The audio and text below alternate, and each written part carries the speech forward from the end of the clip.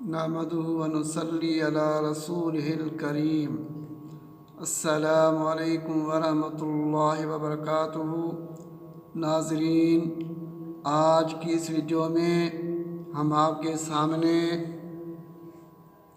ذکر شہباز لامکان غوث اعظم حضرت شیخ عبدالقادر جیلانی رحمۃ اللہ علیہ کے متعلق پارٹ 1 میں وضاحت کریں گے کہ آپ کا نسب مبارک کیا تھا اور آپ کہاں پر پیدا ہوئے تھے اور آپ نے تعلیم کہاں حاصل کی، پھر اس کے بعد آپ نے جو عبادت و ریاضت کی وہ کہاں پر کی، پھر اس کے بعد آپ نے تبلیغ کس طرح شروع کی۔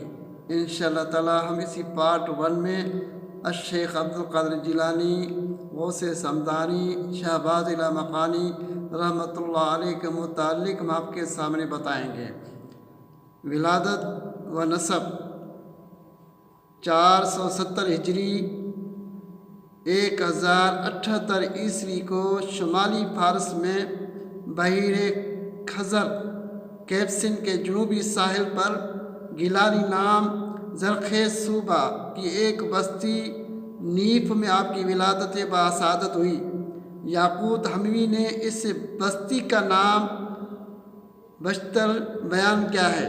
مستانی نے اپنے دائر المعارف میں یوں تطبیق دی ہے کہ ایک بستی میں ولادت ہوئی اور دوسری میں پرورش ہوئی۔ حضرت شیخ عبدالقادر جیلانی رحمۃ اللہ علیہ کے والد ماجد حضرت ابو صالح جنگی دوست موسیٰ کا سلسلہ سیدنا امام حسن رضی اللہ تعالی عنہ تک اور والدہ ماجدہ ام الخیر امت الجبار فاطمہ بنت سید عبداللہ سومئی کا سلسلہ نسب حضرت سیدنا امام حسین رضی اللہ تعالی عنہ تک جا پہنچتا ہے۔ نسبی رشتہ اگرچہ بابی کی طرف منسوب ہوتا ہے، یہ فضیلت ہوتا ہے، لیکن یہ فضیلت معمولی نہیں ہے کہ آپ کی ذات دونوں نسبتیں جمع ہو گئی ہیں۔ تو حسینی حسنی کیوں نہ محی الدین ہو، اے خضر مجمع بحرین ہے چشمہ تیرا۔ آپ کے والدین کریمین پھوپھی سیدہ عائشہ اور نانا سید عبداللہ سومئی اپنے دور کے اصحاب کرامت اولیاء میں سے تھے۔ والد ماجد آپ کے بچپن میں وصال فرما گئے تھے، اس لیے آپ کی پرورش جد محترم نانا جان نے آپ کی پرورش فرمائی تھی۔ ورد و بغداد اور تحصیل علم حضرت شیخ 488 ہجری میں 1095 عیسوی میں 18 سال کی عمر میں بغداد پہنچے۔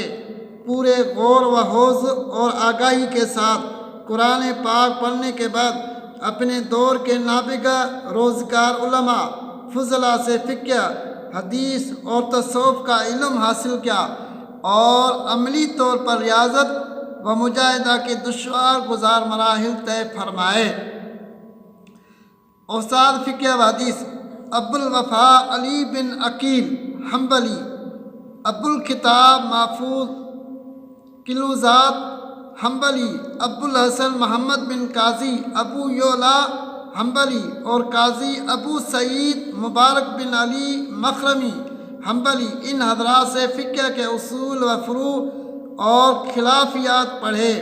ابو غالب محمد بن حسن باقلانی، ابو سعید محمد بن عبد الکریم، ابو بکر احمد بن مظفر، ابو جعفر بن احمد بن الحسین القاری السراج وغیرہ سے آپ نے استاد فقہ کے اور حدیث کے طور پر علم حاصل کیا۔ استاد سلوک حضرت ابو الخیر حماد بن مسلم بن دورہ عباس اور قاضی ابو سعید مبارک مخرمی مؤخر الذکر نے حضرت شیخ کو خرقہ خلافت بھی عطا فرمایا۔ حضرت قاضی ابو سعید مخرمی نے فرمایا، عبدالقادر جیلانی رحمۃ اللہ علیہ نے مجھ سے خرقہ خلافت پہنا اور میں نے ان سے پہنا، ہم میں سے ہر ایک دوسرے سے برکت حاصل کرے گا۔ خرقہ طریقت حضرت شیخ فرماتے ہیں کہ میں 11 سال بغداد سے باہر ایک برج میں مقیم رہا۔ میرے طویل قیام کے باعث اس کا نام برج اجمی پڑ گیا۔ ایک دن میں نے اللہ تعالیٰ سے عہد کیا کہ میں اس وقت تک نہ کچھ کھاؤں گا نہ پیوں گا جب تک مجھے کھلایا اور پلایا نہ جائے۔ 40 دن اسی طرح گزر گئے۔ اس کے بعد ایک شخص آیا اور میرے سامنے کھانا رکھ کر چلا گیا۔ بھوک کی شدت کی سبب یوں محسوس ہوتا تھا کہ ابھی جان نکل جائے گی، لیکن میں نے کہا کہ میں نے اپنے رب سے کیا ہوا وعدہ نہیں توڑوں گا۔ میرے پیٹ سے الجو الجو ہائے پوک کی آوازیں آتی رہتی تھی۔ اتفاقاً حضرت شیخ ابو سعید مخرمی وہاں سے گزر رہے تھے۔ وہ تشریف لائے اور فرمایا کہ یہ آوازیں کیسی ہیں؟ میں نے بتایا کہ نفس کی اضطراب کی علامات ہیں، تاہم روح اپنے مولا کی یاد میں پرسکون ہے۔ وہ تشریف لے گئے اور جاتے ہوئے فرما گئے کہ میرے پاس باب ازج میں آ جاؤ۔ میں نے طے کیا کہ نہیں جاؤں گا۔ اتنے میں حضرت ابو العباس خضر تشریف لائے اور مجھے جانے کا مشورہ دیا۔ میں نے شیخ ابو سعید مخرمی کے پاس حاضر ہوا تو انہوں نے اپنے ہاتھ سے مجھے پیٹ بھر کر کھانا کھلایا، پھر مجھے کھر کا مبارک عطا فرمایا۔ واعظ و ارشاد حضرت سیدنا غوث اعظم شیخ عبد القادر جیلانی رحمۃ اللہ علیہ ہفتے میں 3 دن خطاب فرماتے تھے۔ جمعے کے دن صبح کے وقت آپ خطاب فرماتے، منگل کے دن شام کے وقت آپ خطاب اور وعظ فرماتے، اور اتوار کے دن صبح کے وقت آپ تقریر اور وعظ فرماتے۔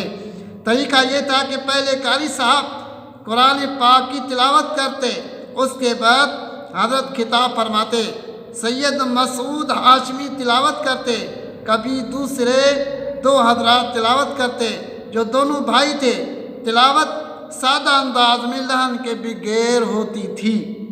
حضرت غوث اعظم شیخ عبد القادر جیلانی رحمۃ اللہ علیہ فرماتے ہیں کہ ابتدا مجھ پر وعظ و تقریر کا اس قدر غلبہ ہوتا کہ خاموش رہنا میری طاقت سے باہر ہو جاتا۔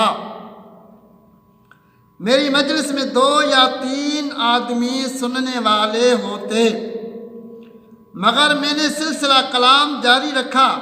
پھر لوگوں کا ہجوم اس قدر بڑھا کہ جگہ تنگ ہو گئی۔ پھر عیدگاہ میں خطاب شروع کیا، وہ بھی ناکافی ہوئی تو شہر سے باہر کھلے میدان میں اجتماع ہونے لگا، اور ایک ایسی مجلس سے 70 ہزار کے قریب سامعین مجمع ہونے لگے۔ 400 افراد قلم دوات لے کر آپ کی ملفوظات جمع کیا کرتے تھے۔ جب آپ کرسی پر تشریف فرما ہوتے تو مختلف علوم میں گفتگو فرماتے، اور ہیبت اتنی ہوتی کہ مجمع پر سناٹا چھا جاتا۔ پھر اچانک فرماتے، کال ختم ہوا، اب ہم حال کی طرف متوجہ ہوتے ہیں۔ یہ سنتے ہی سامعین کی حالت میں عظیم انقلاب رونما ہوتا۔ کوئی بقا میں مصروف ہوتا، کوئی مرغے بسنبل کی طرف تڑپ رہا ہوتا، کس پر وجد کی کیفیت طاری ہوتی، اور کوئی کپڑے پھاڑ کر جنگل کی راہ لیتا۔